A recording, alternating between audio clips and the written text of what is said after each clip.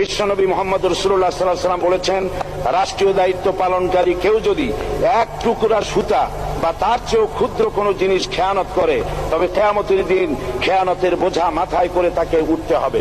মাননীয় স্পিকার, আল্লাহ রসুল যে সরকার ব্যবস্থা প্রতিষ্ঠা করেছিলেন তা সত্যিকার অর্থে ছিল জনকল্যাণমূলক সরকার।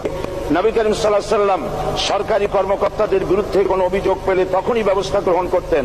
আইনের চোখে সবাই সমান। শাসকদের আত্মীয় স্বজন কারো পক্ষে সম্ভব ছিল না জনগণের উপরে জুলুম করা।